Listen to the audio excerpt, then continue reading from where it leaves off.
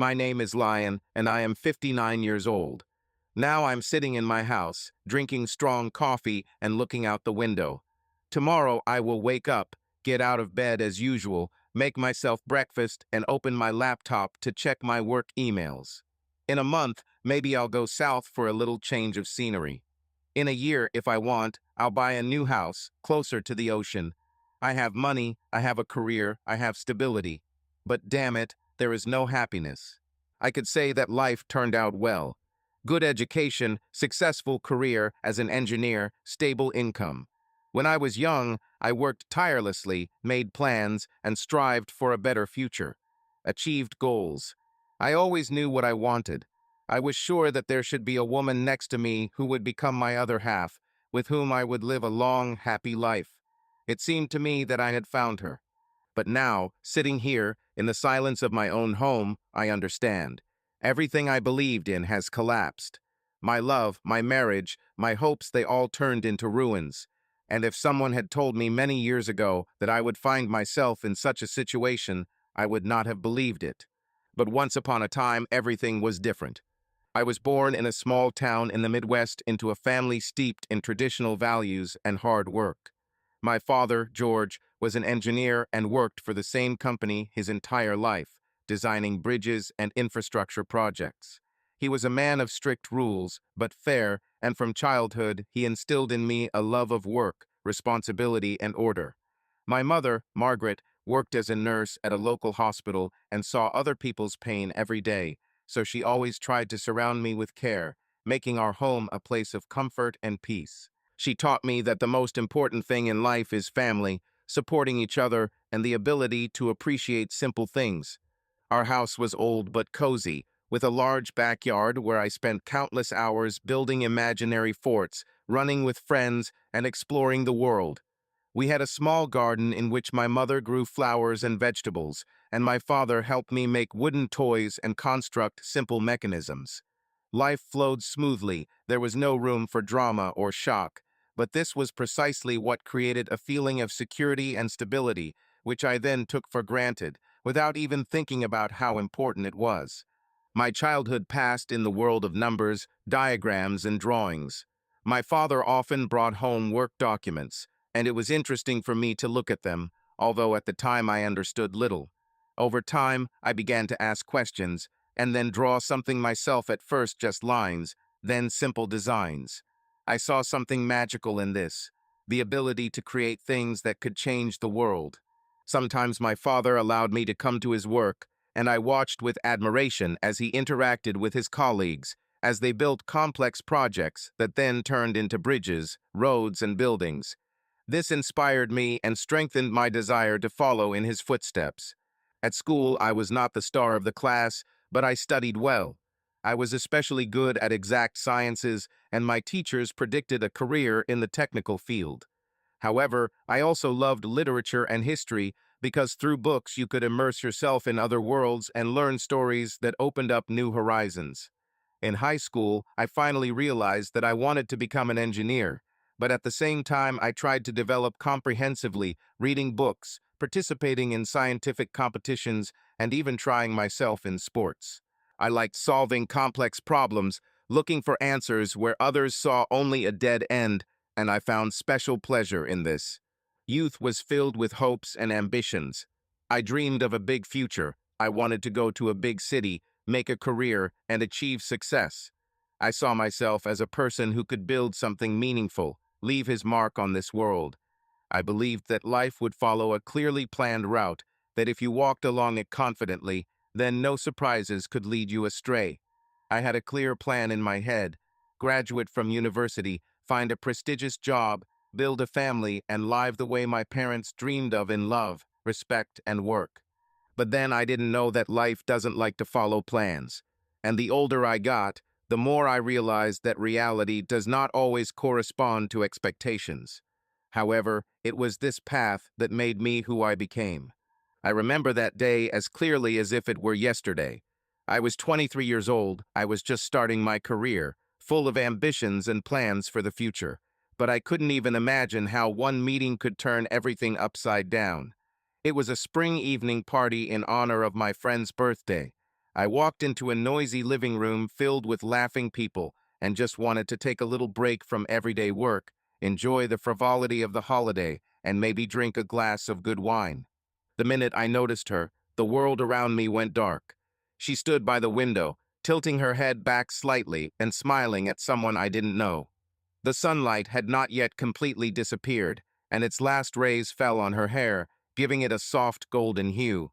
Olivia was graceful, with delicate features and deep eyes that seemed to glow with enthusiasm and sincerity. She was dressed in a light pastel-colored dress, and a silver bracelet glittered on her wrist. Her gestures were smooth and confident. There was a sense of lightness in her smile and inner freedom in her posture. This charm instantly caught my eye. I moved closer, wondering how to speak. We found ourselves opposite each other, and she looked at me with curiosity, as if asking, "Who are you and why are you looking like that?" Gathering all my courage, I smiled and said quietly, "I don't know who you are, but I think it's for this meeting that I'm here today." She laughed sincerely and naturally, as if it was the funniest compliment she had ever been given. Then, still smiling, she answered, "Wow, a bold statement. My name is Olivia. What's the name of the one who decided to say that?" I introduced myself and was a little embarrassed by my own directness, but she watched me with curiosity, and I realized that she was not put off by this. We got to talking. It turned out that she was a couple of years older than me, and her easy and cheerful manner of speaking was perfectly combined with her ability to listen and ask unexpected questions. I noticed in her a rare combination of intelligence and slight mischief, and this mixture was mesmerizing. Everything amazed me. How she laughed, how she furrowed her brow when she thought, how she swallowed her words when she was overwhelmed with emotions. Several hours flew by unnoticed, and suddenly I noticed that there was almost no one left in the room. The music died down, and the friend in whose honor the party was being held was in full swing saying goodbye to the guests. Olivia caught my eye, and I realized that she, too, was in no hurry to leave. Then I suggested taking a walk around the city at night. She nodded. "With pleasure. It's already stuffy here. Let's go out." We walked along the streets illuminated by lanterns, chatting about trifles and serious things mixed together. I couldn't get enough of her. The wind played with her hair. A slight blush appeared on her cheeks from the cool night air. Suddenly, she fell silent, and I noticed a shadow of some kind of indecision in her gaze. "Everything is fine?" I asked, trying to sound as soft as possible. Olivia smiled, but it was forced. "I really like you, but I have something important to say. I'm married." These words sounded like a bolt from the blue. I stopped, not knowing what to answer. She was older than me and even married. But why then are we here together? Why is she looking at me like that? "Married?" I asked again, trying to comprehend what I had heard. "Yes," Olivia confirmed quietly. "Our marriage has been bursting at the seams for a long time, but I still don't dare to put an end to it. You see, sometimes people get together because it's convenient or because they're afraid of loneliness, and then they find themselves trapped. I don't want to go into details, it's just, I haven't felt truly happy in a long time, and today, next to you, it's like I started breathing again." There was sincerity in her words, and I saw how hard it was for her to talk about it. I was faced with a choice: retreat before it was too late, or take the risk and continue with what was beginning to seem like my destiny. I took her hand. "I don't know what to say. I don't want to hurt you or anyone, but I can't pretend I didn't meet you." She squeezed my palm a little tighter and suddenly sighed with relief, as if she was afraid that I would leave now. We walked on in silence, and the city seemed to fall silent, giving us the opportunity to just be together. From this day, our story began, full of passion, hopes, and doubts. Olivia was in no hurry to make a decision, but we still saw each other almost every day. For the first time in my life, I felt what it means to live on the edge. On the one hand, euphoria from every moment spent next to her; on the other, the fear that one day it will all end. She talked a lot about her family, about how over time her relationship with her husband had lost its former warmth. I listened, I understood, but I didn't know how to help her other than to be there and love her as much as I could. We spent endless evenings talking about the future, Olivia admitted. Sometimes I dream of moving far, far away, starting all over again. Build a house by the sea or in the mountains, start a small coffee shop, write a book. Sounds naive, right? I smiled back at her. Sounds great, and I would like to be with you in this story. I looked at her and thought she was amazing. Olivia had a special outlook on life. She easily found beauty in little things. She could admire the evening sky or the poetry of an empty street. She read books that I had never even heard of, and she knew how to talk about their heroes in such a way that I began to believe that I myself had lived their destinies. And when she talked about her fears, there was a touching frankness in her voice, as if she was confessing to herself and not to me. I remember our first trip out of town. We were driving a car, and she dozed off, resting her head on my shoulder. I heard her even breathing and inhaled the scent of her hair with a hint of jasmine. When we got there, we were greeted by a wide field and a scarlet sunset. We were walking through the tall grass, and she suddenly laughed. Look, the sunset today is like when I was a child, when I thought the sun was setting into the sea. I hugged her shoulders. In my childhood, I also believed that somewhere there is the end of the earth, beyond which a fairy tale begins. We talked until dark, sharing memories and dreams, as if we had known each other all our lives. Then I finally realized that I had fallen in love. I fell in love irrevocably, to the point of trembling in my knees, and to the point of readiness to commit madness. Months passed, but the feeling did not weaken. I believed that we were made for each other. Of course, I was haunted by the thought of her marriage, but I forced myself not to think about the future. The happiness I felt next to her outweighed all my fears. However, one day I plucked up the courage to talk about what awaits us next. Olivia, this can't go on forever. I don't want to push, it's just. This is life, and you have to make choices in it. She lowered her eyes and fell silent for a few seconds. Then she said, "You are right. I myself understand that I am delaying. It pains me to know that someone might get hurt because of my decision. But I can't live in emptiness anymore. And with you, I feel like I can be happy again." Since then, I began to breathe hope. It seemed to me that a little more, and I would find that very true love that I dreamed of. I sincerely believed in our common future, like in a magic book where every page is filled with light. And despite all the shadows and doubts, I never stopped repeating to myself, I love her, and I'll be there no matter what happens. Then it seemed to me that nothing could really separate us, and even though we don't know how the circumstances will turn out, we have this feeling that illuminates the whole world around us. At that moment, I was ready to fight for our history, no matter how much strength it required. Olivia has finally put an end to the past. Her marriage is officially over. The divorce was long and difficult, full of disputes, unclear moments, and difficult decisions. But on the day the court finally confirmed it, she looked at me and smiled. Freedom, relief, and, most importantly, confidence in the future shone in her eyes. We knew this moment would come, we dreamed about it, we made plans, but when it actually came, I could not stop the trembling in my voice when I said, "Now you are truly free." She took my hand and whispered, "Free for us." These words are forever imprinted in my memory. A week after that, I did something I had been planning for a long time. We walked along the embankment in the evening, when the air was filled with the freshness of the surf, and the sunset painted the sky with warm shades of orange and purple. Waves lazily crashed against the wooden pilings of the pier, and seagulls circled over the water, breaking the silence with their piercing cries. I took her hand, felt the warmth of her fingers, looked into her eyes, and said, "Olivia, I can't imagine my life without you. You were my light, my support, my dream, and I want you to be by my side always. Will you marry me?" She froze for a moment, as if realizing that this moment had truly arrived. Her chest heaved with slight excitement, her lips trembled, and then stretched into a wide, happy smile. "Yes," she whispered, and then she laughed, hugging me so tightly as if she was afraid I would disappear. I felt her heart beating fast and realized that now we were truly bound together forever. Preparing for the wedding has become a new adventure, full of excitement and pleasant worries.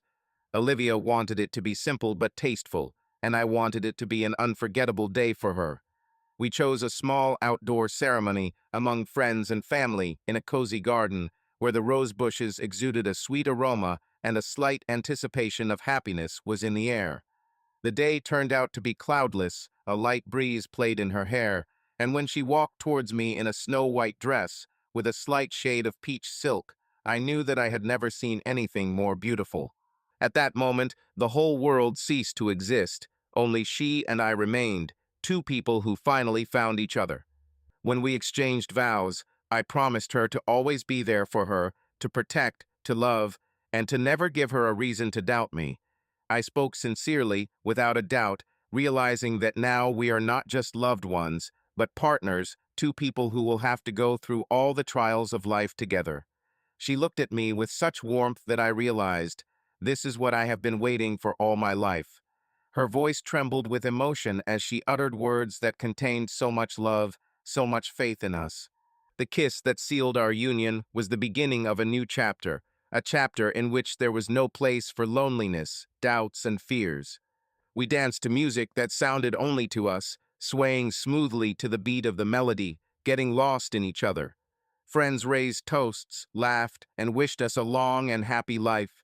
Someone played the guitar, someone told warm stories from our lives, and the stars above us shone brighter than usual, as if blessing our union. And I looked at her and knew this was the happiest day of my life. Her eyes reflected a future full of love, and I knew I didn't need anything more. Married life with Olivia was everything I dreamed of. Every morning began with her smile, with the smell of coffee, with light touches and warm kisses. We were happy, and it seemed that nothing could disturb this harmony.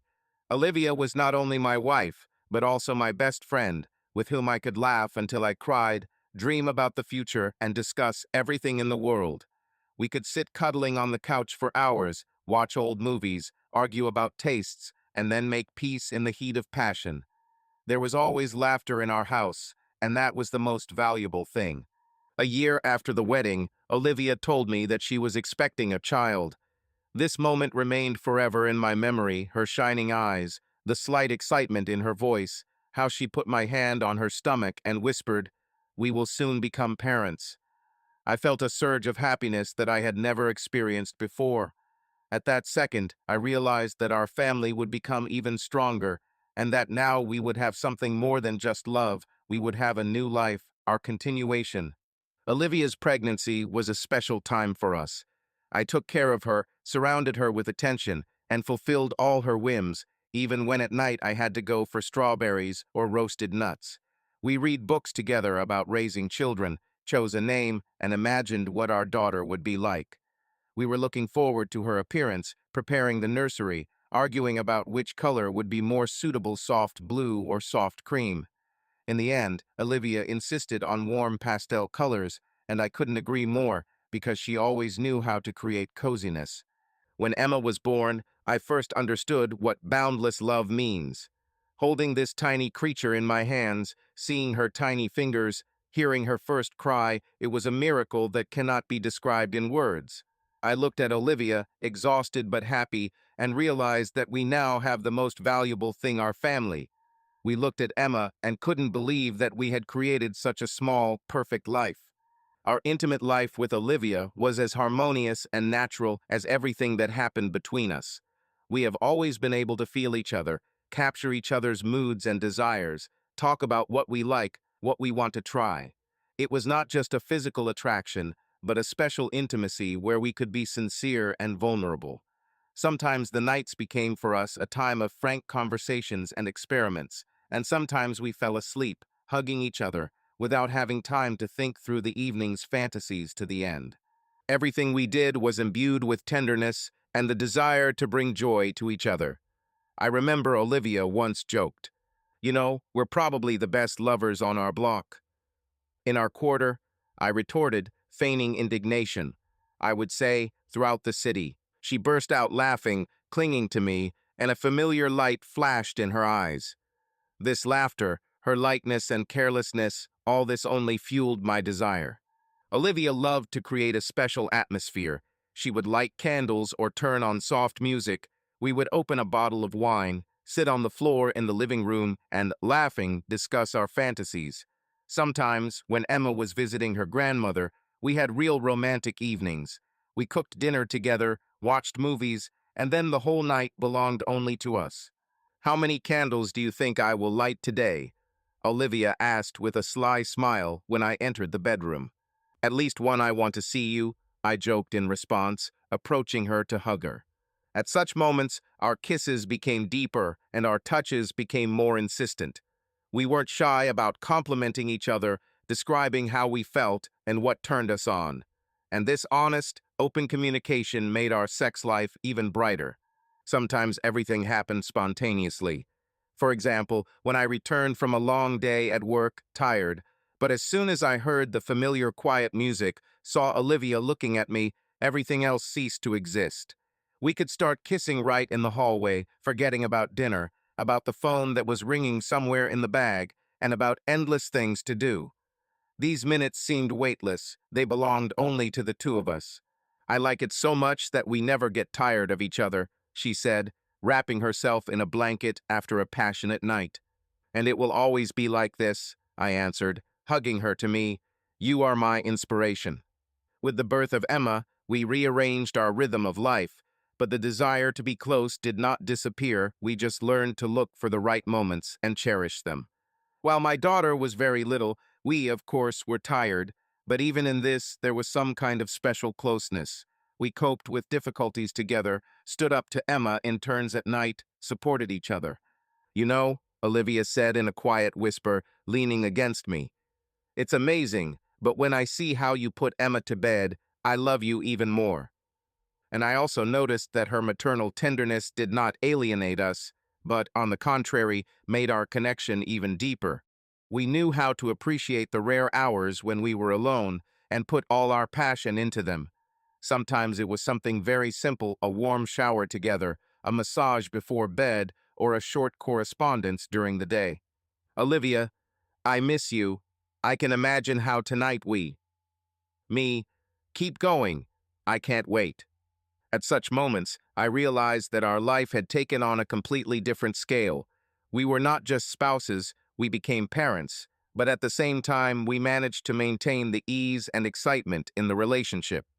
All these details, our conversations, touches, quiet evenings after Emma fell asleep, all this was woven into the overall fabric of the family, making it strong and happy. In our house, there was not only children's laughter, but also our quiet confessions to each other. And I believe that it was this sincerity, the willingness to share our deepest feelings and desires, that helps us remain so close and loving. Now, looking back, I see that it was in these little things that the real meaning lay. Olivia and I were not just husband and wife, we were like-minded people, lovers, parents, best friends. And when we looked at our daughter, laughed together, or gave each other unconditional tenderness, I understood.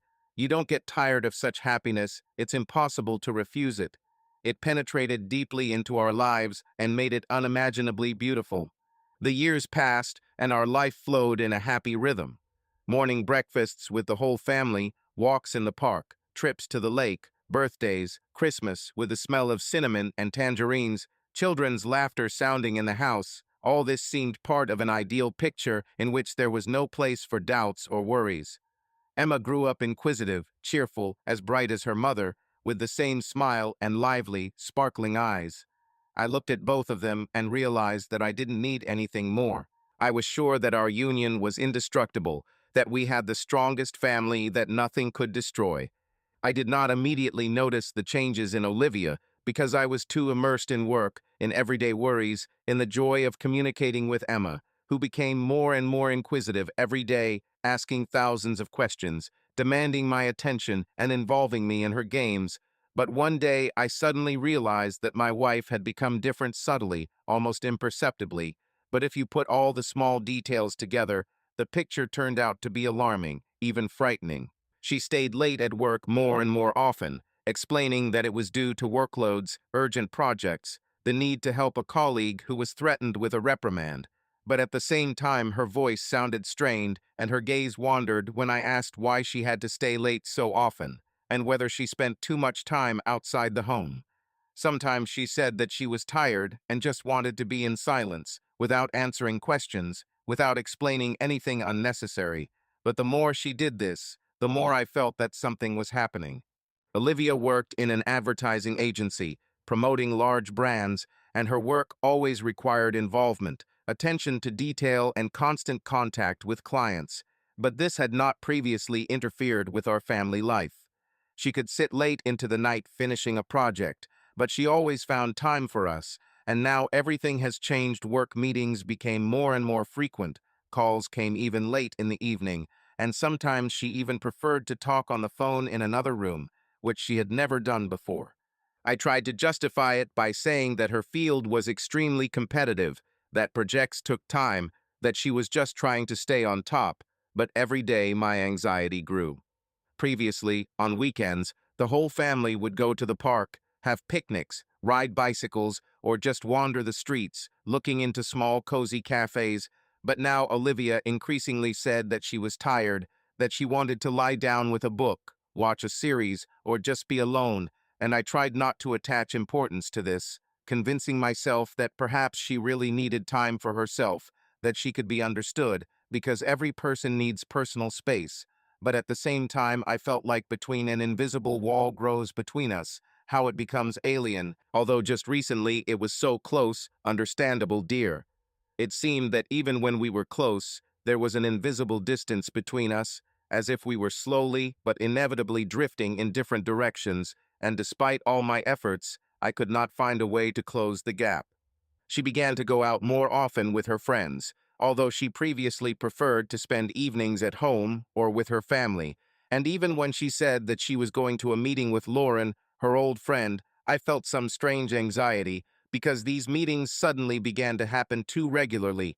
And when I one day casually suggested going together, spending the evening in the company of her friends, Olivia hesitated, lowered her eyes, and muttered that it was a bachelorette party, that there would be no men there, that I would feel out of place, but there was no usual lightness in her voice, but only a tension that I had never heard before. Moreover, she began to get nervous if I accidentally looked at her phone or if she left it on the table and suddenly remembered this, immediately hastily grabbing it in her hands and turning off the screen.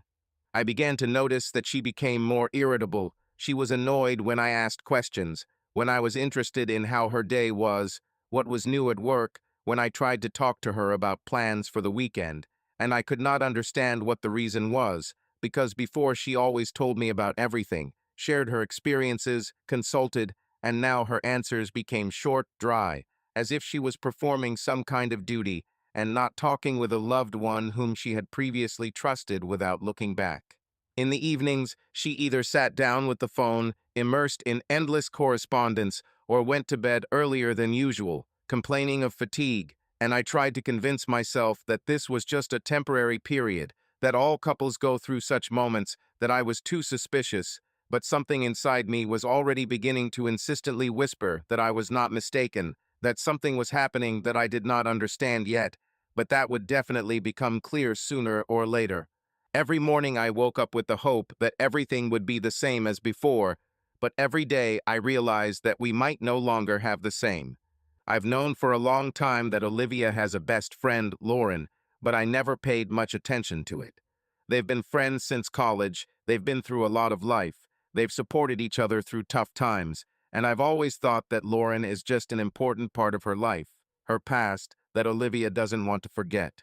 However, over time, I began to notice that this woman's influence on my wife went beyond ordinary friendship. It wasn't just warm support or advice. Lauren was slowly, but surely changing Olivia's view of our marriage, her role in the family, and me. Lauren has always been independent, freedom-loving, and, it seemed to me, too cynical about marriage. She has never been married. She always said that she saw no point in committing herself, because life is too short to spend it on one person. In her mouth, these words sounded like a motto, like a truth that she did not doubt for a second. And the more time Olivia spent with her, the more often I heard something similar in her words. At first, these were innocent remarks made casually. You spend too much time at home, Olivia. You need to go out more, meet people, enjoy life. Then it turned into frank hints. Are you sure you want this? Are you satisfied with everything? You could live differently, brighter, more intensely. And one day I realized that Lauren was no longer just my wife's friend. She had become something of an insidious whisper in my ear, a voice of doubt that was methodically destroying everything that we had built over the years. I saw how Olivia changed after meeting her. She returned tense, thoughtful, as if her thoughts were somewhere far away, and answered my questions in monosyllables, as if she did not want to say too much. If earlier she would come home with ease, share her experiences, talk about meetings with friends, now these conversations became more and more restrained and superficial. I felt that Lauren was doing everything to convince her that she deserved more, that marriage to a man was a shackle, that she was missing out on something important. When I tried to talk to Olivia about it one day, she just grinned and said that Lauren just cared about her, that she wanted her to be happy and didn't want her to focus only on her family. She says what I think sometimes, she told me, and then I realized that Lauren's influence had gone too far. I didn't know how to deal with this, but I felt that every day its influence was only increasing, and this did not bode well. I knew this moment would come someday. I knew that sooner or later I would have to face Lauren face to face, without Olivia between us, without her defensive phrases about friends just sharing thoughts. But when it did happen, I did not expect that she herself would provoke a conflict. It happened one of those evenings when Olivia said she would be late at work. I was at home, drinking coffee and thinking about everything that had been happening lately when I heard the sound of the doorbell. I opened the door and saw Lauren. She stood in the doorway with a grin on her face and a bottle of wine in her hands, as if it was a regular visit to an old friend. "Can I come in?" she asked, without waiting for an answer and walking inside. I clenched my jaw, but closed the door. "What do you want, Lauren?" She sat down on the sofa, pouring herself a glass from the bottle she had brought, as if she were at home. "Relax, Lion. I just decided to come in to talk. You don't mind, do you? Or are you afraid of me?" I chuckled. "No, but I know that nothing good will come from this conversation. So let's get to the point quickly." She took a sip of wine and looked at me with open eyes. "You know, Lion, I think you already feel that your marriage is falling apart. But the problem is not Olivia. The problem is you." I exhaled slowly, trying to control myself. "Oh, that's it. So what's my problem, Lauren? Enlighten me." She leaned forward, her eyes sparkling. "You're boring, predictable. Do you think that just being a good husband is enough to keep a woman around? You have no idea what Olivia really wants. You've become an old, comfortable chair for her, which she sits in out of habit, but dreams of something new, something more, alive." I felt anger creep through me, but I forced myself not to lose my composure. "And you think you know better? Do you want her to leave me? Is that your plan?" Lauren chuckled. "My plan? No, Lion. Everything is already happening. I'm just showing her what she herself is afraid to admit. And you know what's funny? When she finally makes up her mind, you won't even understand exactly when everything went to hell." I took a step closer, towering over her. "Listen to me carefully, Lauren. I don't know why you're trying so hard to destroy our family, but I warn you, stay away. You're minding your own business." She stood up, smiling. "I just want my friend to be happy. And if that means she has to leave you behind, well, that's life." I couldn't stand it. In an instant, anger took over, and I grabbed her hand. "Do you think that you can just get into someone else's family and control someone else's life?" I hissed, feeling a real volcano of emotions boiling inside. Lauren pulled her hand away, her eyes flashing with cold mockery. "You're ridiculous, Lion. You think you can intimidate me? Believe me, I've seen worse men than you, and guess what? Olivia's not half yours anymore. You're just too stupid to admit it."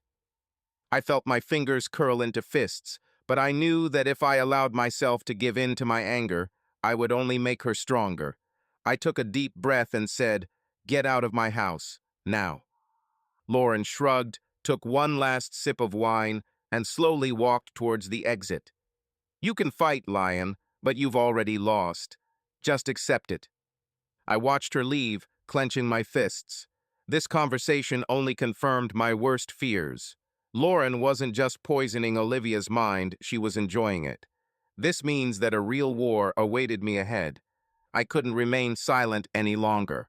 That evening, when Olivia returned home, I knew immediately that she was seeing Lauren again. She had the same distant look, as if she was somewhere far away in her thoughts. Her smile seemed forced, and when I spoke, she didn't even look at me right away. I didn't want to start the conversation with a conflict, but I felt that if I didn't talk about it now, then it would be too late. "Were you with Lauren again?" I asked, trying to remain calm, although everything was boiling inside. Olivia rolled her eyes. "Oh, don't start again, Lion. I'm an adult, and I can decide for myself who I associate with.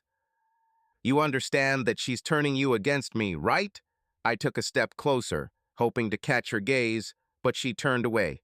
"She just gives me advice, like any friend. Is that a crime?" I clenched my fists. "Olivia, she doesn't just give advice. She frankly tells you that you are missing out on opportunities, that your marriage is a cage, that you deserve something more. Do you even understand what she is doing? She is destroying us." She sighed as if she was tired of this talk. "Lion, you're being dramatic. Lauren's just different. She has her own way of looking at things.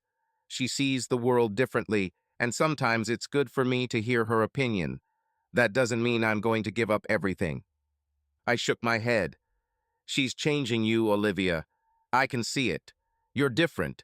You're moving away from me, and I'm scared because I feel like I'm losing you." She finally looked at me, and something like regret flashed in her eyes. But it only lasted for a moment. "Lion, you can't control who I'm friends with. It's my business. Let's just not talk about it, okay?" Her voice was firm, almost cold. I wanted to continue to convince her, but I realized that it was useless now. Lauren had already woven her poison too much into her mind. I didn't know what to do next, but one thing was clear: I wasn't going to just watch someone take my wife away from me. Olivia didn't expect to meet Mark that day.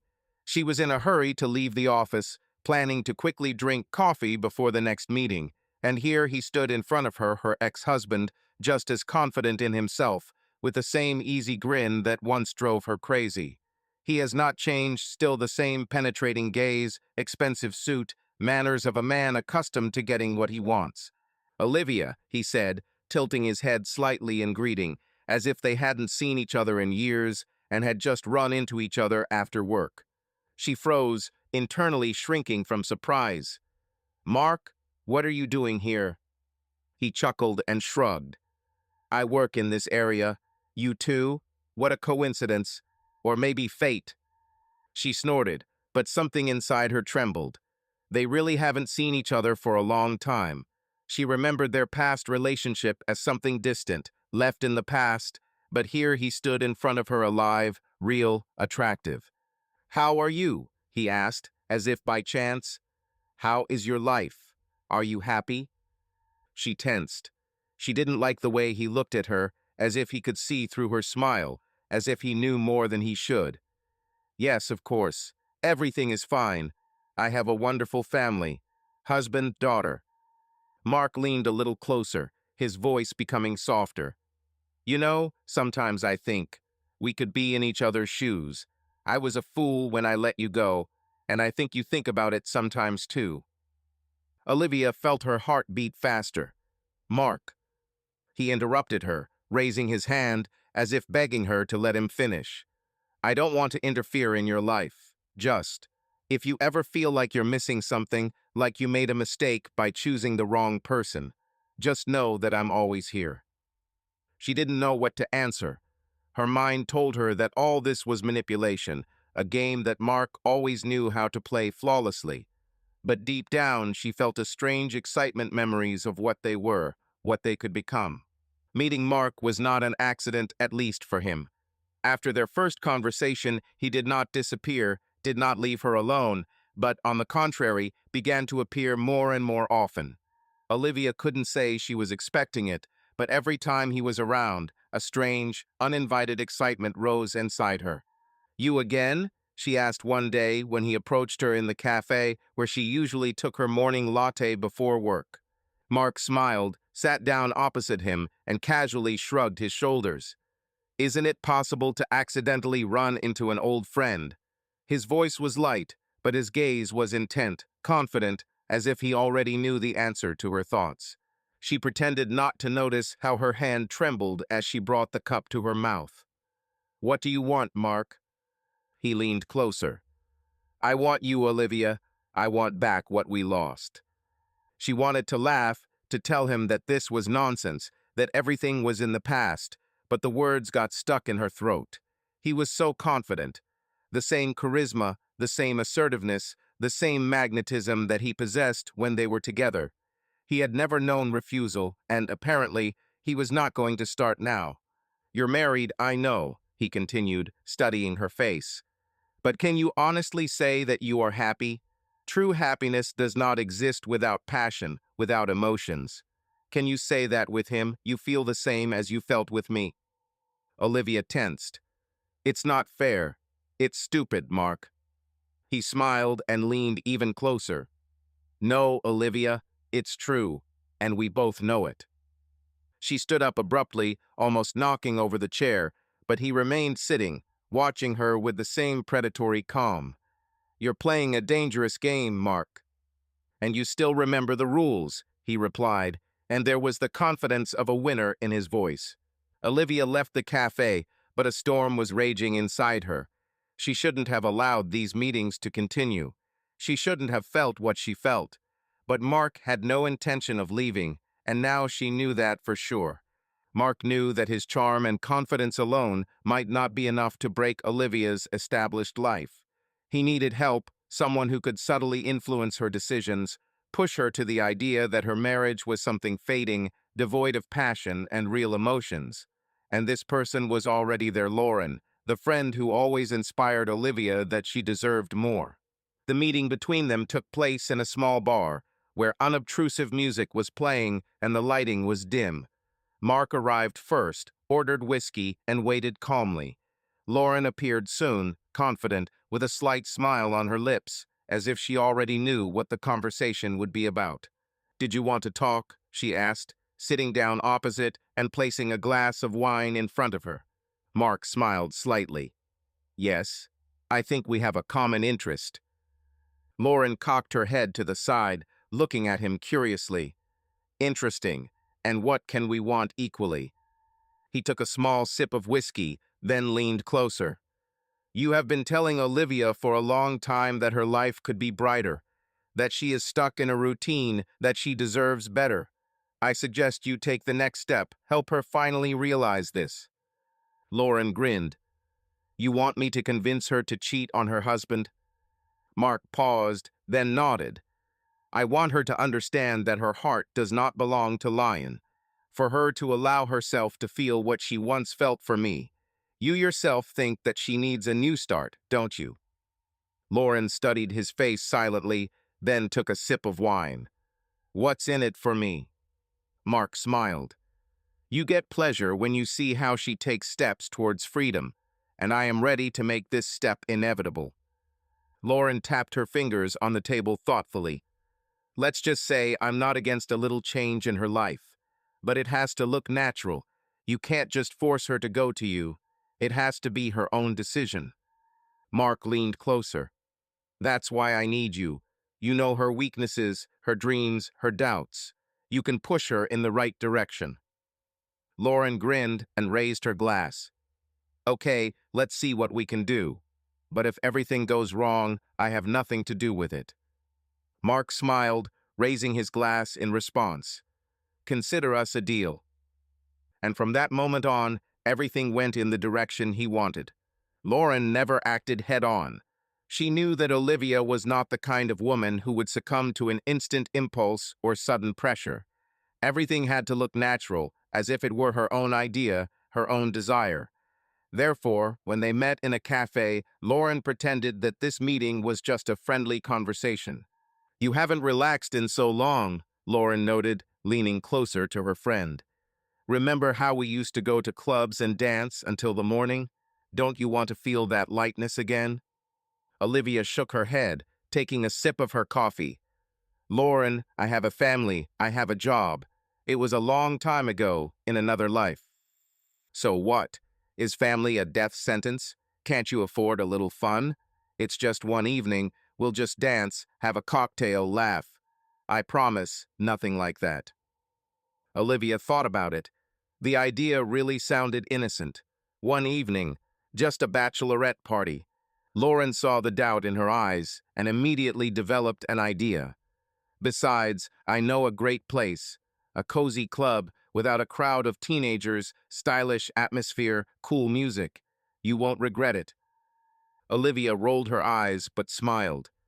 Okay, I persuaded you. One evening. Lauren nodded contentedly, but her plan was not yet completed. Soon after the conversation, she sent a short message to Mark. We're going to the club tomorrow. Olivia will be there. You know what to do. The answer came instantly. Great. I'm already looking forward to it. The club was pulsating with music, colorful lights flashing in the twilight, creating an atmosphere of carefree fun. Olivia felt a little awkward at first, but the cocktails quickly did the trick. She laughed and danced with Lauren, forgetting about everyday worries, dissolving into the rhythm of the music.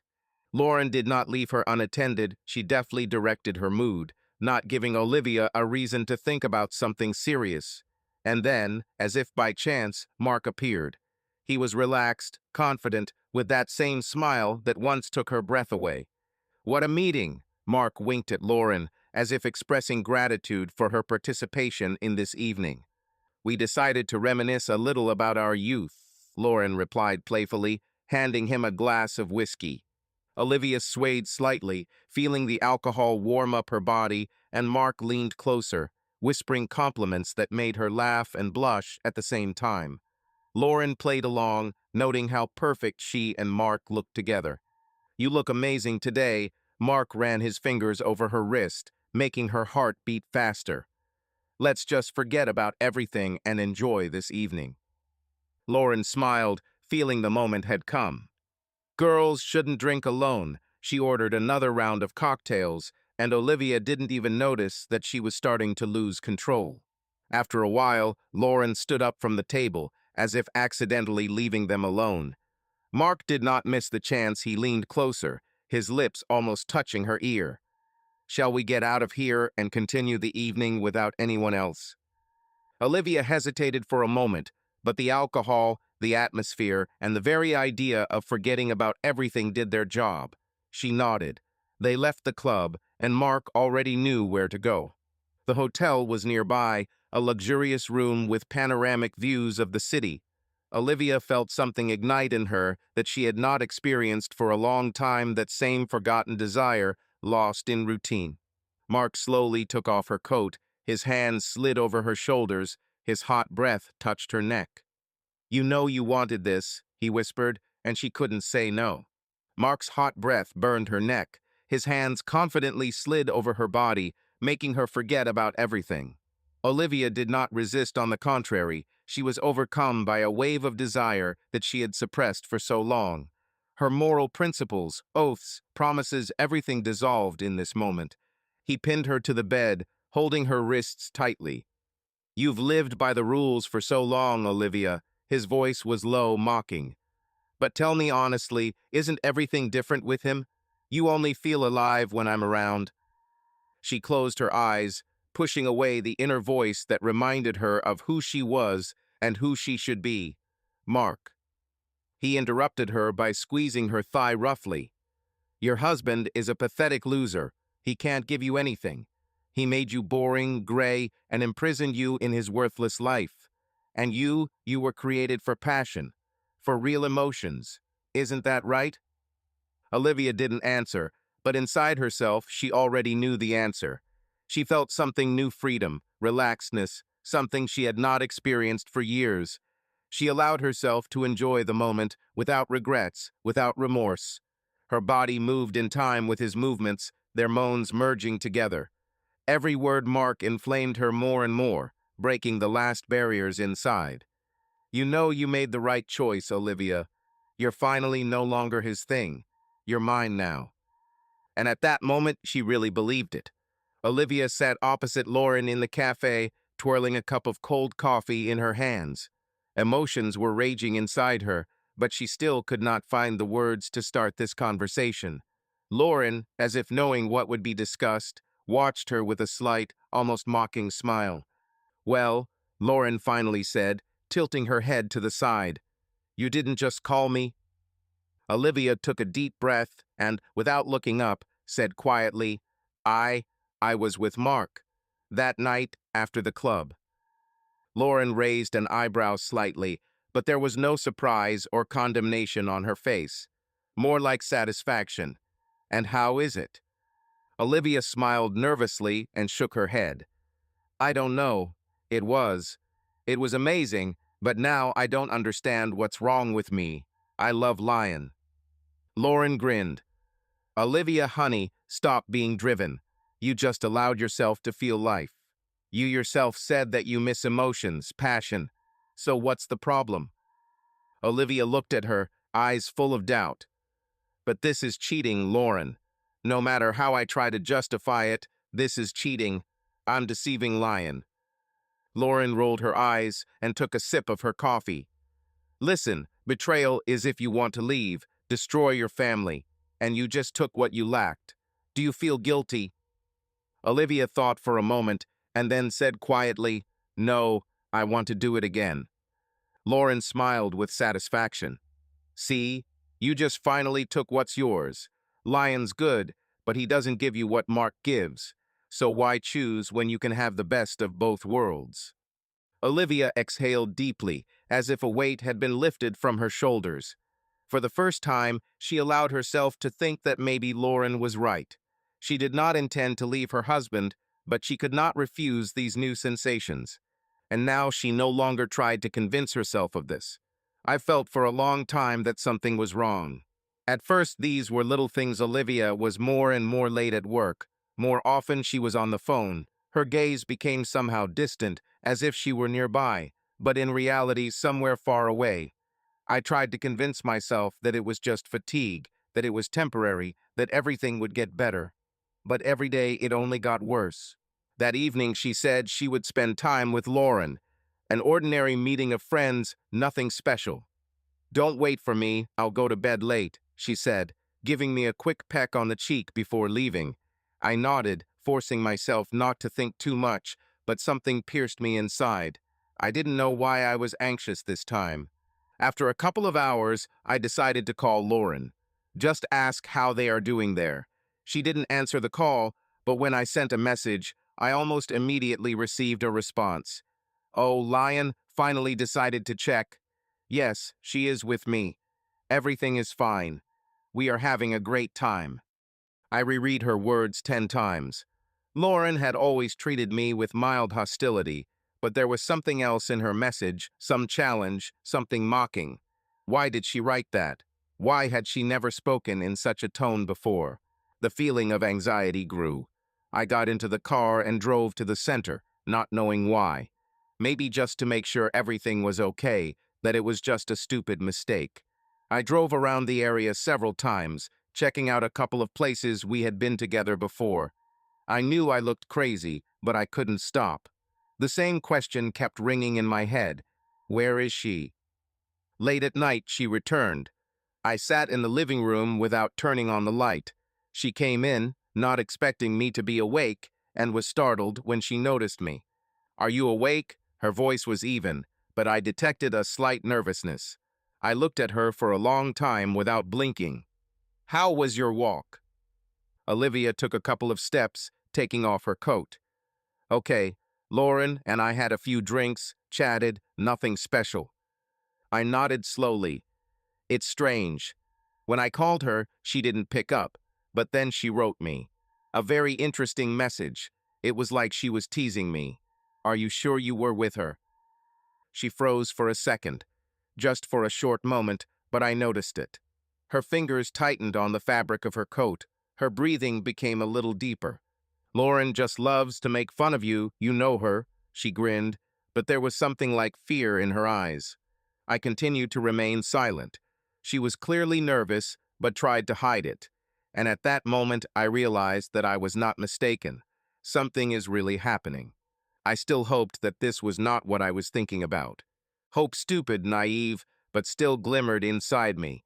I didn't want to believe that my wife was lying to my face. But for the first time in many years, I felt that her smile was fake. I could no longer remain silent. All this time I tried to convince myself that my suspicions were just paranoia, that I was mistaken, that I was seeing something that wasn't there. But every lie, every glance, every inconsistency in her words brought this moment closer. I was sitting in the living room, clutching a glass of whiskey, when she entered. Late. Too late for someone who was supposedly just seeing a friend. Olivia wasn't even surprised to see me awake. She tiredly took off her coat without looking me in the eyes. "Why aren't you sleeping?" Her voice sounded evenly, but I caught the tension in it. I didn't answer right away. I just looked at her with a long, searching gaze. Then he asked coldly, "Where have you been?" She sighed, as if the very fact of the question irritated her. "I told you, with Lauren." I nodded, put the glass on the table, and slowly stood up. "Lauren? Interesting. You know what's weird? Lauren doesn't take the trouble to cover for you. She'd love to tell me where you've been, but the problem is, she didn't even leave the house today." Olivia froze for a second. And I understood everything. "Have you visited her again?" she challenged, but her voice trembled. "Are you following me? Are you sick?" I took a step closer, clenching my fists. "No, I'm just tired of your lies. Tired of watching you grow further and further away every day. Tired of seeing you come home with that fucking sparkle in your eyes. The way you treat me like I'm a stranger." She grinned, but there was not a hint of amusement in it. "So what now? Do you want to hear the truth? Do you think you're ready for this?" I looked her straight in the eyes. "Say it. Just say it out loud." Silence. Long, hard. I saw how there was a struggle going on inside her, how she wavered between lies and the cruel truth, and suddenly her face changed, as if something had broken. "Yes, Lion," her voice sounded clear, with icy calm. "I'm sleeping with Mark." I felt everything turn inside me, as if I had been hit in the stomach. Even knowing the truth, even preparing for this moment, I was not prepared for how painful it would sound. But she didn't stop. She took a step forward, looking me straight in the face, and something similar to anger sparkled in her eyes. "Do you know why? Because he gives me what you can't. He makes me feel alive, desired. And you have long become just a background, Lion. Do you think that being a good husband is enough? You're wrong. I need a man, not a convenient option." I swallowed, trying to control myself. "Are you serious? Are you standing in front of me now and just spitting in my face after everything we've had?" She grinned. "What did we have, Lion? Family comfort, daily routine, endless conversations about work and bills. Do you think this is enough to keep a woman?" I felt my fingers clenching into fists, like everything inside was burning. "So why are you here? Why are you returning to this house if you don't need it?" She fell silent. For the first time in this entire conversation, she didn't know what to say, but I already knew the answer. "Because I love you," she finally whispered, "but I can't give it up." I couldn't hear it anymore, but instead of turning around and walking away, I stepped closer and clenched my jaw. "You want me to just accept this? Accept that my wife leaves for someone else every time, and then comes back here as if nothing happened? Do you think I can live like this?" She ran her hand through her hair, apparently confused in her emotions. "I don't know. It's gotten out of control. I didn't mean to. But Lauren, Mark, they, I just, I'm confused." I looked at her and realized that she was no longer the woman I once fought for. She stood in front of me, broken, but confident that she had made the right choice. I couldn't just pick up and leave.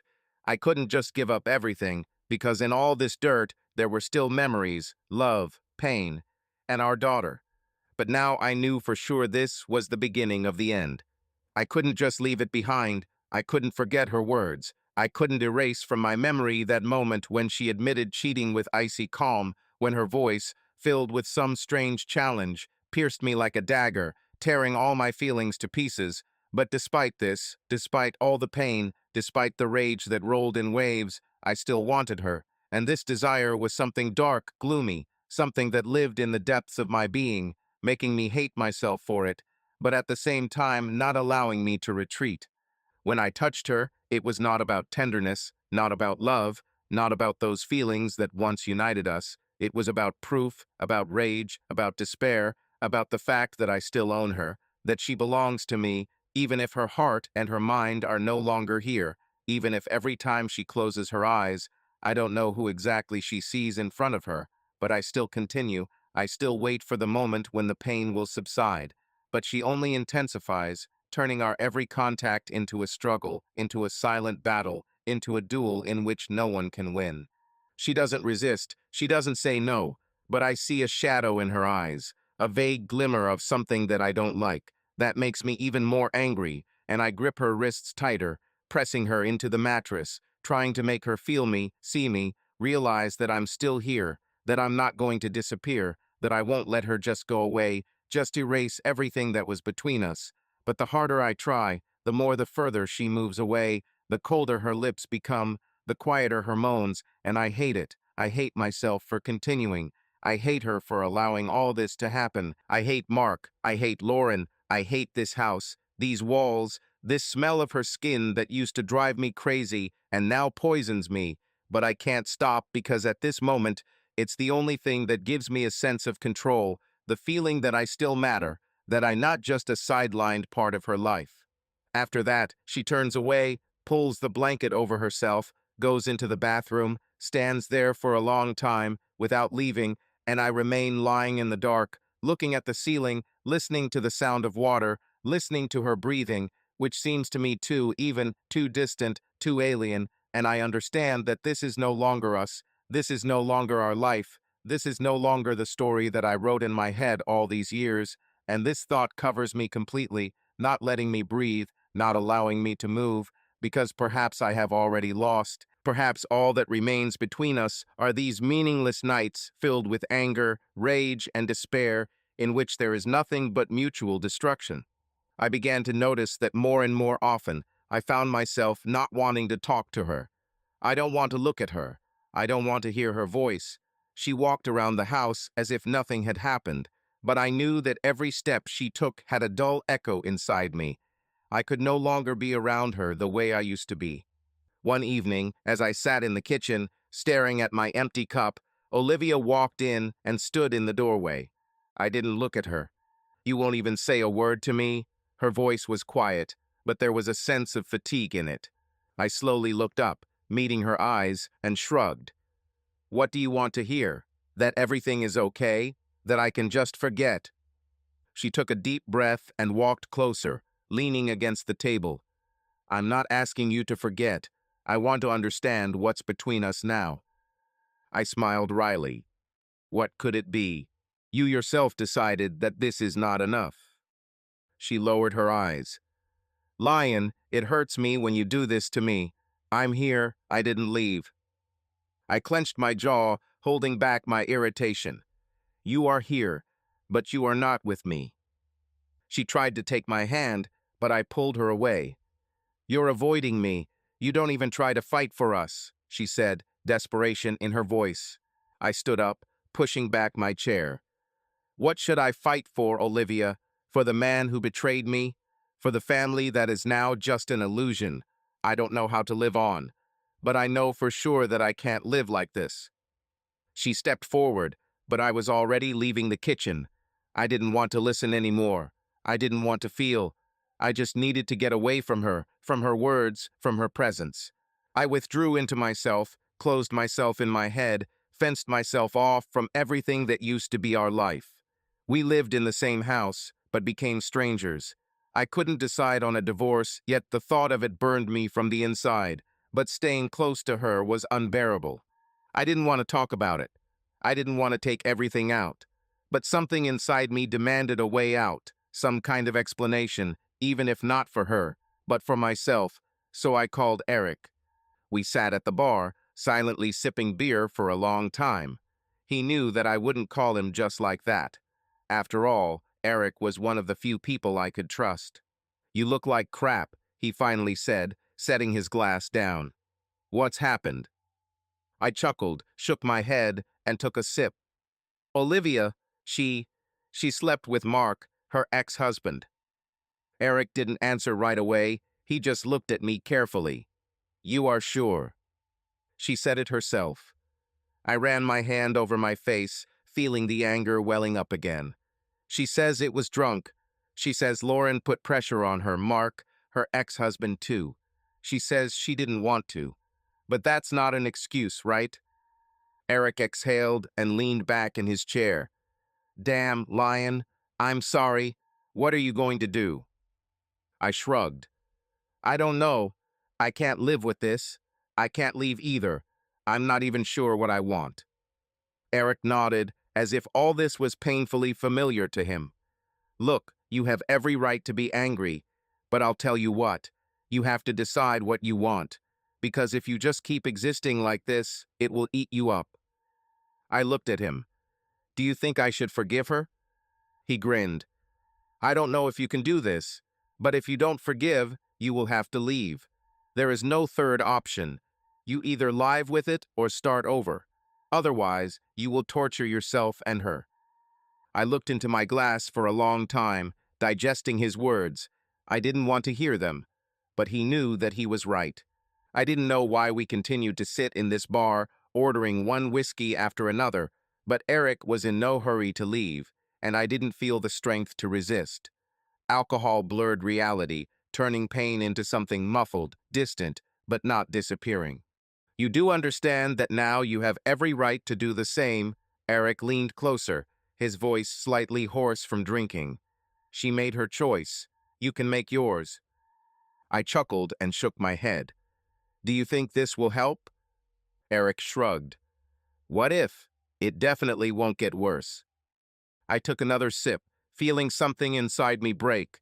I was always taught that revenge is stupid, that it does not bring relief, but at that moment I wanted only one thing to erase it from my head, to prove to myself that I can do it too, that I'm still worth something. And it was at that moment that she approached our table. A tall, striking brunette with a confident smile and a look that read an invitation. "You seem too serious for such an evening." Her voice was low, bewitching. Eric grinned and immediately invited her to sit down. "This guy," he nodded in my direction, "deserves a little fun today." She looked at me with a searching gaze, then smiled slowly. "I think it can be arranged." I didn't resist. When her hand slid over my palm, when her lips touched my ear, I decided to let everything go. I didn't think about the consequences. I just let it happen. The night was filled with hot kisses, heavy sighs, and bodies yearning for comfort. But the next morning, when I woke up in an unfamiliar room, with a throbbing pain in my temples and a strange body next to me, I realized one thing: the emptiness had not gone away, and pain too. I came home in the morning. My head was throbbing, the whiskey felt heavy in my stomach, and the cigarettes and foreign perfume on my clothes stink so much that I wanted to throw them off right in the hallway. Olivia was no longer asleep. She sat on the edge of the sofa in the living room, her hands clenched into fists, and her gaze was prickly, wary. "Where have you been?" Her voice sounded evenly, but anger was already boiling in it. I threw the keys on the nightstand, not even bothering to take off my shoes. "Somewhere in the same place you were when you had sex with Mark. I also had sex with some first bitch I met." She turned pale.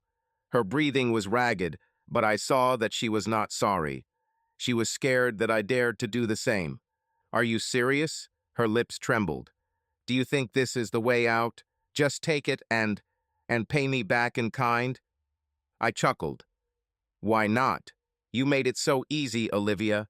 Why should I suffer alone? Now we're even." She jumped up from the sofa, came closer, and rage lit up in her eyes.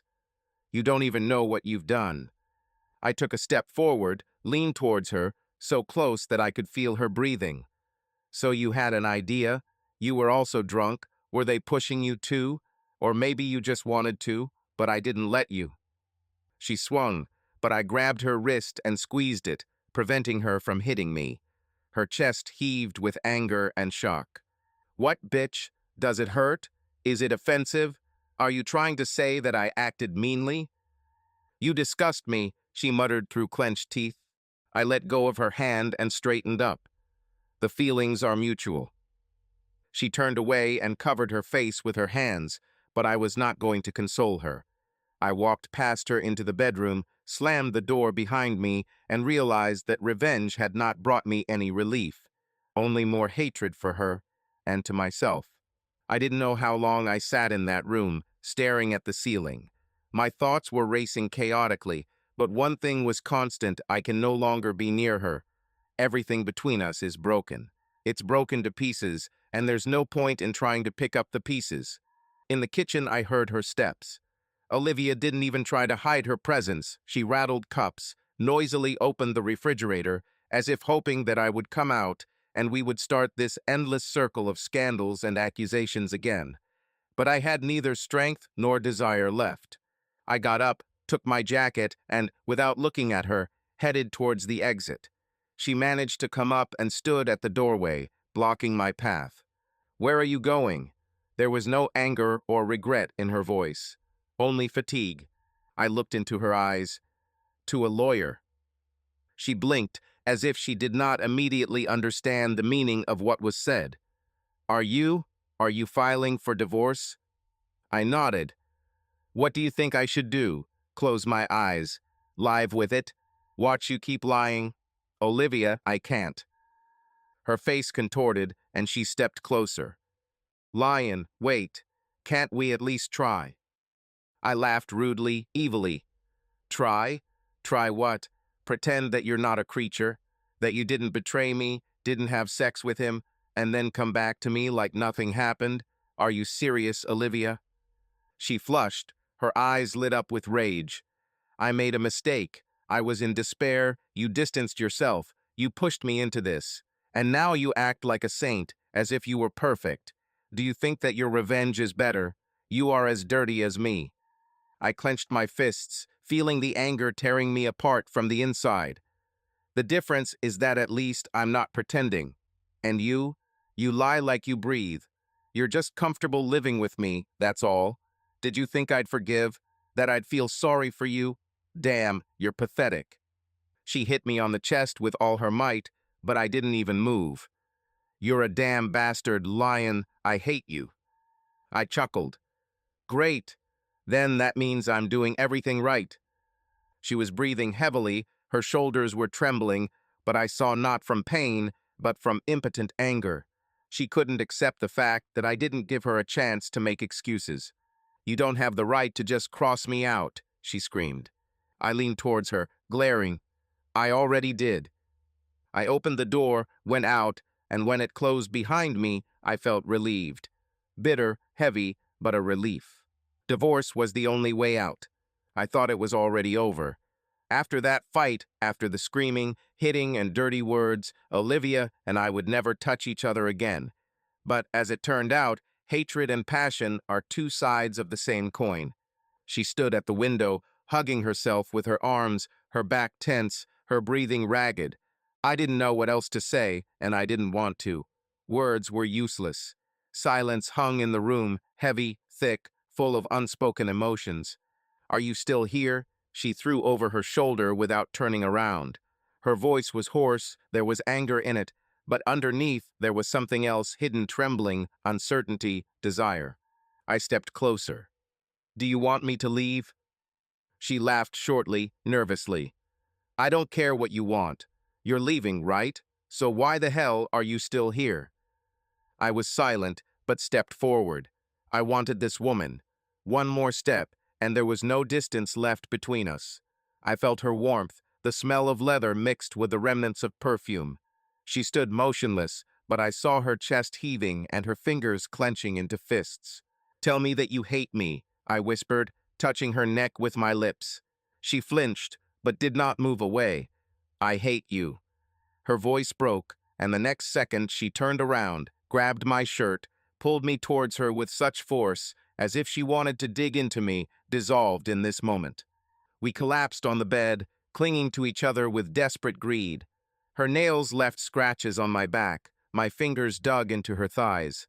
It was not affectionate, it was not tender, it was a dirty, rough, hate and passion-filled farewell. "You've always been so stupid," she breathed, pressing her ear to my ear. "Always thought you could control me." I jerked her around and pressed her to the sheets. "And you were always a pathetic liar who didn't know what she wanted." She laughed through a groan. "But now I know." We moved in unison, not thinking about the past or the future. At that moment, there was only desire without meaning, without consequences. Everything else has disappeared. When it was all over, we lay next to each other, breathing heavily, looking at the ceiling. Neither of us said a word.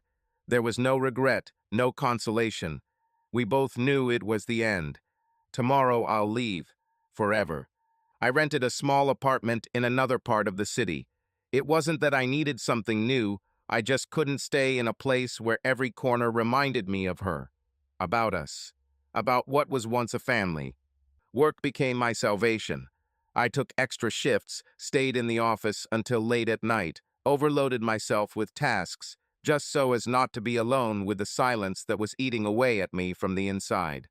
Colleagues noticed the changes, but no one dared to ask what happened. Perhaps it was for the best I was not ready to talk. Every Tuesday and Saturday I saw Emma. She already understood that everything had changed, but did not ask unnecessary questions. In her eyes there was a childish, naive desire to return everything as it was. I tried to smile when I was with her, bought ice cream, took her to the park, read her favorite books before bed, but in my heart I felt that I was lying. We both knew something was missing in this new world. Emptiness became my constant companion. I could laugh with my daughter, work until exhaustion, even try to date someone new, but as soon as I was left alone, everything came back. These moments, when I lay down on the cold bed and caught myself thinking that out of habit I was waiting next to her, were the most terrible.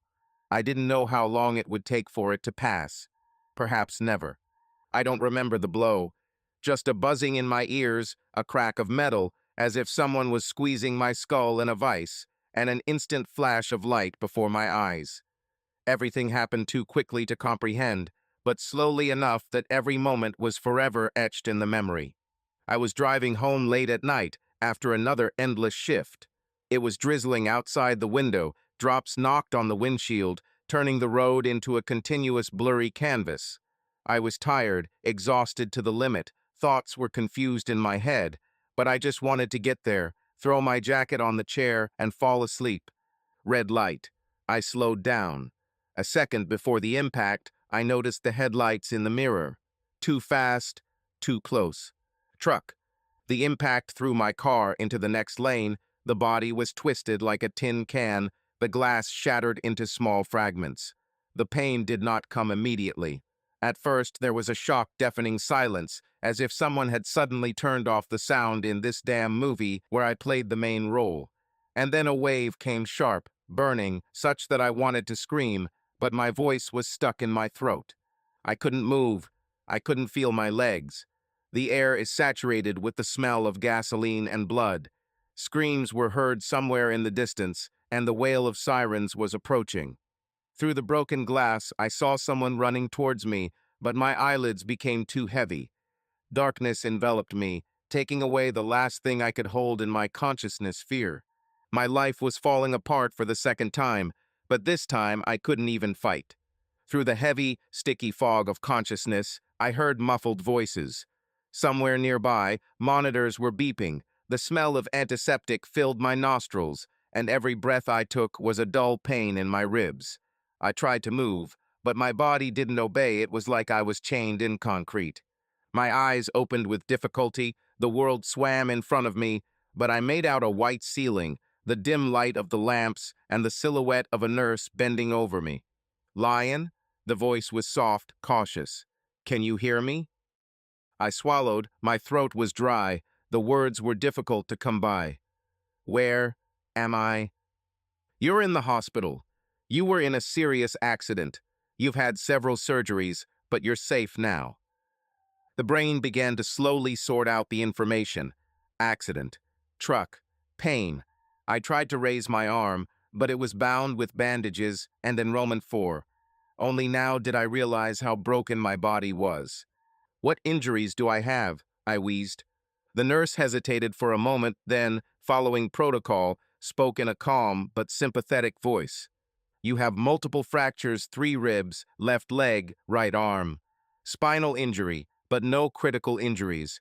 Severe concussion, several internal bruises. Your condition is stable, but you will need long-term rehabilitation. I closed my eyes. Everything that I had built after the divorce, all attempts to move on, now seemed like a pathetic illusion. I couldn't even get out of this damn bed. Life knocked me down to earth again, only now even harder. I didn't immediately realize that there was someone in the room. My head was still heavy, my body was not listening, but through the hum of medications and the muffled noise of the hospital, I heard a familiar voice. He was quiet, tense, as if filled with fear. God, Lion. I forced myself to open my eyes slightly. The light cut across my pupils, and at first everything in front of me was a blur. I blinked a few times to focus, and then I saw her. Olivia stood by the bed, slouched, as if the weight of what had happened between us was pressing on her shoulders. His hair is disheveled, there are shadows under his eyes, his fingers are clenched into fists. There was something in her gaze that I couldn't immediately decipher: anxiety, fear, or perhaps sincere regret. You, what are you doing here? My voice was weak, hoarse, as if I had not spoken for ages. She pursed her lips, as if gathering courage, and stepped closer. I got a call from the hospital. You're still listed as my husband. She stopped, held her breath, then clenched her fingers tighter. I came right away. I wanted to grin and say something caustic, but I didn't have the strength. Instead, I just exhaled and turned away. Well, now you can see me in my most pathetic state. Enjoy. Olivia sat up straight. Don't say that. You almost died, Lion. Do you understand that? I stared at the ceiling, feeling a dull fatigue rising inside me. So what? It would simplify everything, right? It would close the issue and save everyone from unnecessary problems. She exhaled noisily and ran her hand over her face as if trying to collect her thoughts. Then she stepped closer, hesitantly sat down on the edge of the bed, and, after hesitating, carefully took my hand. Her fingers were warm. For real. I felt this contact like an electric shock. You're talking nonsense. Her voice became firmer, and a subtle tremble appeared in it. I'm not going to leave you. I need you, Lion. I clenched my jaw, barely coping with the surging anger. After everything that happened, are you serious? After what you did, after what happened between us? Do you really think you can just show up here and say you won't leave? She tightened her grip on my hand, her nails slightly digging into my skin. Seriously. Yes, we destroyed each other. Yes, we hurt each other. But I still care about you, and I won't leave. I looked at her, trying to find the lie in her eyes. Somewhere deep down, I would like to catch her doing this. I would like to hear something false that would give me a reason to push her away, to get rid of her once and for all. But I didn't find it. There was only sincerity, the same one that I so lacked when it was not too late. You can't just come and pretend you suddenly care, I said quietly, feeling a heaviness growing in my chest. That's not how it works. Olivia pressed her lips together, then slowly shook her head. I'm not pretending. You may not believe me, you may hate me, you may push me away, but I won't leave, Lion. Not this time. I closed my eyes. Pain throbbed throughout my body and even more intensely in my soul. I didn't know why she was here. Out of pity, out of guilt, or from something more that she was afraid to admit even to herself. The time in the hospital dragged on painfully long. I lay in this cold room, listened to the monotonous squeak of the monitors, looked at the ceiling, and tried not to think. But memory is a damn thing.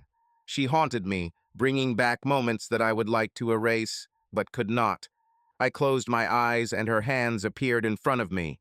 the same ones that I once loved to kiss so much, feeling their tenderness.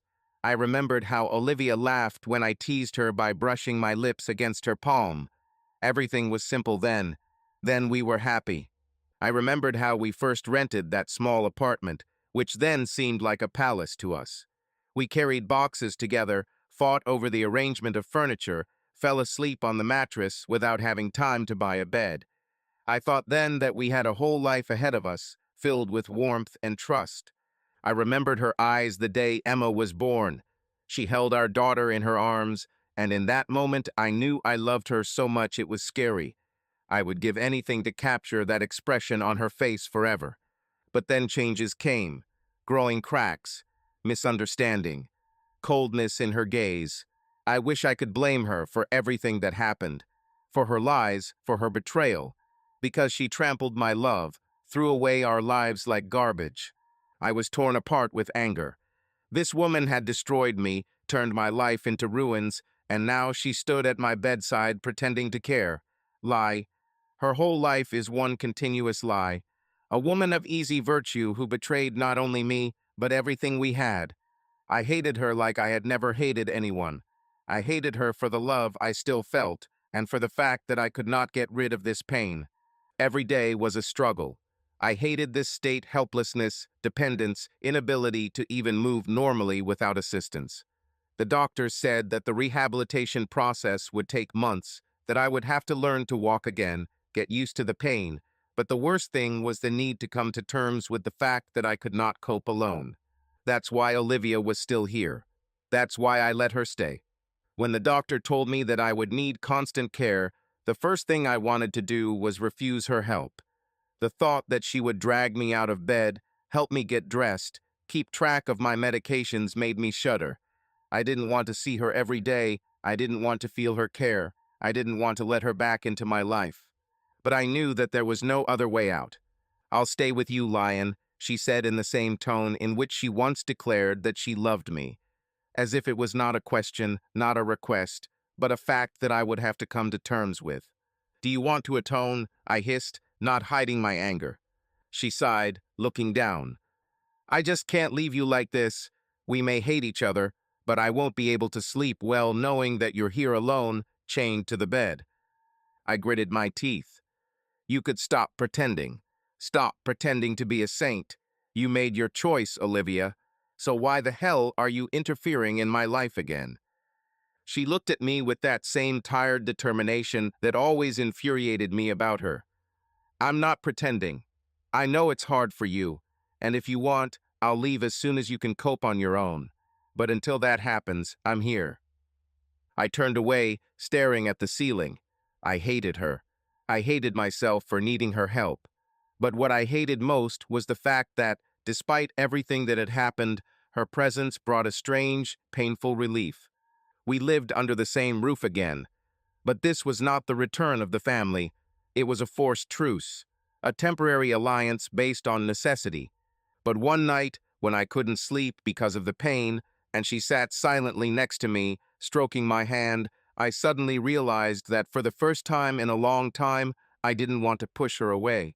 And that scared me the most. The last months have been pure torture for me. I was chained to this damn house, to this bed, to this woman, whom I both hated and could not get out of my head. My body was recovering, but I still needed help. Olivia stayed by my side, cared for me, and no matter how hard I tried to ignore her presence, it permeated every moment of my life. I thought that all my feelings for her had burned to the ground. But the body, the damn body, lived by its own laws.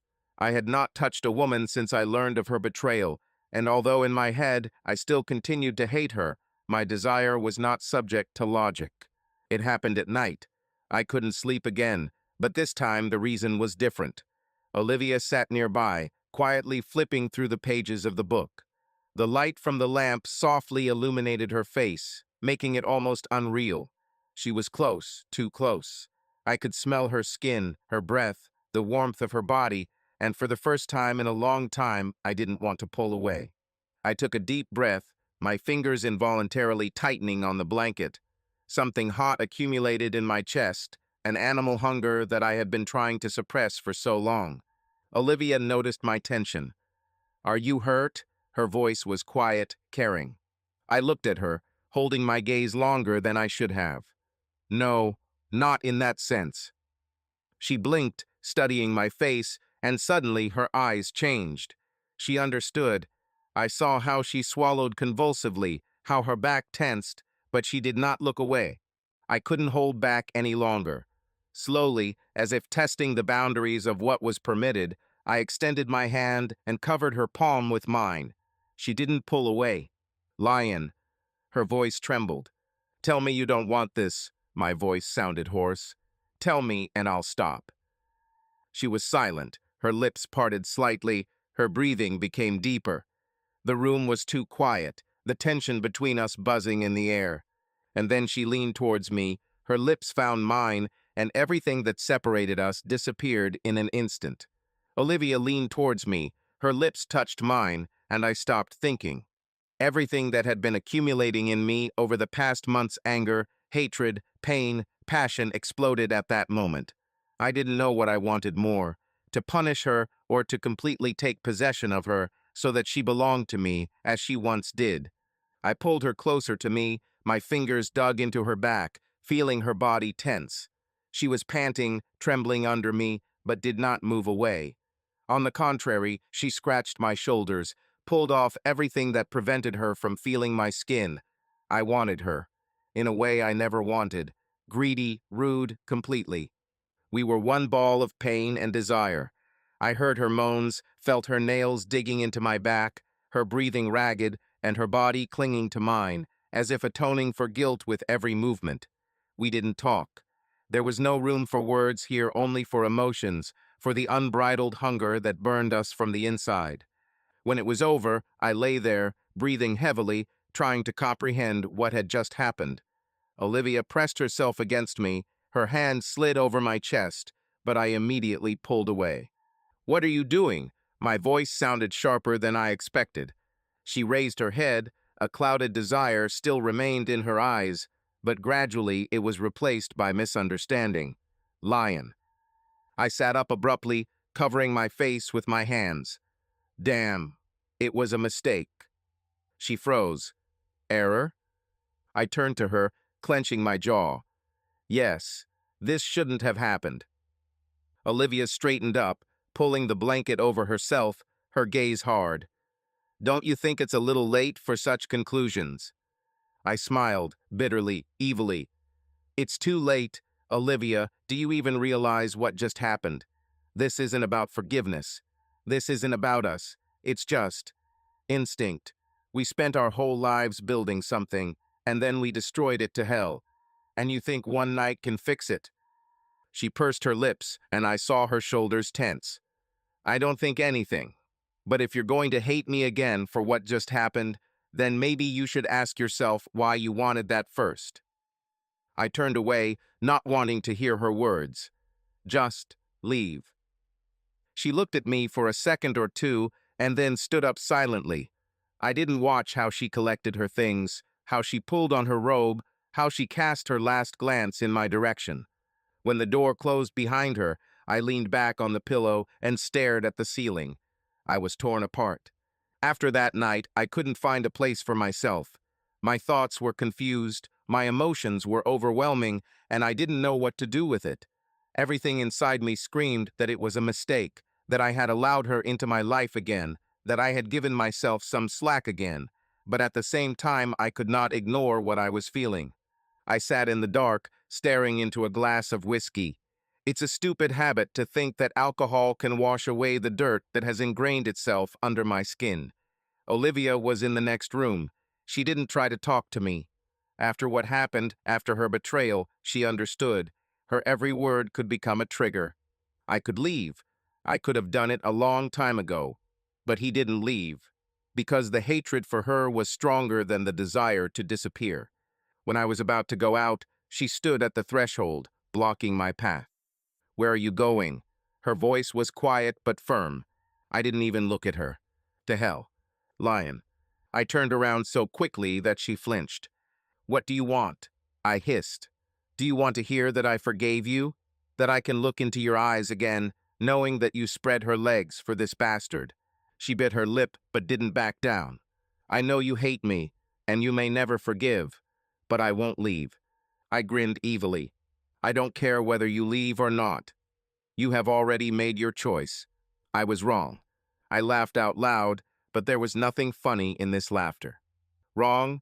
I stepped closer, almost close. Mistakes are when you forget to buy milk or don't call someone back, and you betrayed me. It was not a mistake, but your damn decision.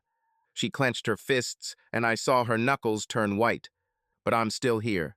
My teeth clenched. How I hated her. How I wanted to smear her on this wall so that she feels at least a drop of the pain that she made me experience.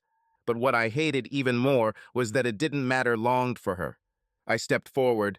She didn't move. Her breathing became ragged. You know that I can never forget. My voice was low, hoarse, filled with what was burning me from the inside. I'm not asking you to forget, she whispered. I want you to look at me again. And I looked. The next seconds were a blur. My fingers are in her hair. Her moan as I forcefully pressed her into the wall. Her nails are scratching my skin. It wasn't love. There was no redemption. It was battle, revenge, anger. And the next morning, I woke up again in the void. I tried to focus on rehab, but every workout, every step I took, brought me back to thinking about her. Olivia was nearby. She looked after me, helped me, endured my anger, my silence. And I saw that she was waiting. She waited for me to decide something. One day, when she, as usual, was sitting in a chair by the window, leafing through a book, I could not stand it. Why are you here, Olivia? My voice was even, but everything was boiling inside. She raised her head. Her gaze was tired but firm. I've already answered that question. I'm not going to leave you. I clenched my fists.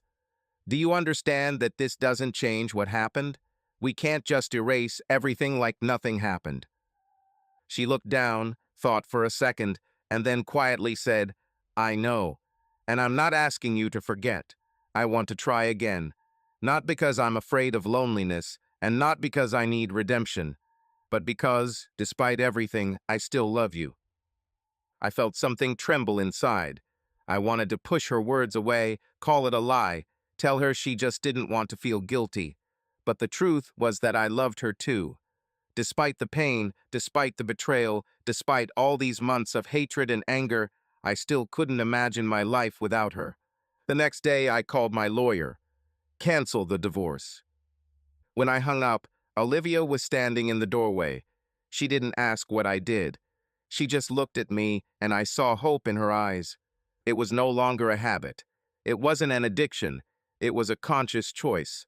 I look at them, at Olivia and Emma sitting on the sofa, and I understand that all this was not in vain. I remember everything: pain, betrayal, rage, despair. But now, at this moment, I see in front of me not the woman I hated and not the family I considered destroyed. Our house is now filled with the laughter of not only Emma, but also our grandchildren who run around the rooms, filling them with joy and new meaning. Olivia has changed. She broke ties with Lauren, the one who once pushed her to betrayal, and said that she no longer wanted people in her life who could destroy her family. I see what we fought for. Olivia tells Emma something, and she laughs, clinging to her. I find myself smiling. This is not a big ending, not a stormy reconciliation, not a scene from a movie where everything ends perfectly. This is life, just the way she is, with scars, with pain, with memories that cannot be erased. But there is a place for us in this life. I get up, slowly walk over, and sit down next to him. Olivia looks at me, holds her breath for a second, and then puts her hand on my knee. I don't remove it. Emma turns to me.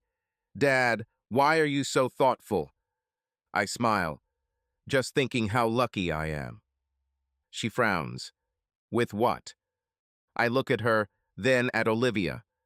With the fact that I have a place to return to. Subscribe to our channel so that your love doesn't cheat on you, and go ahead and listen to the next story, because this story is nothing compared to the next one. If you're under 18, don't even think click to the next one.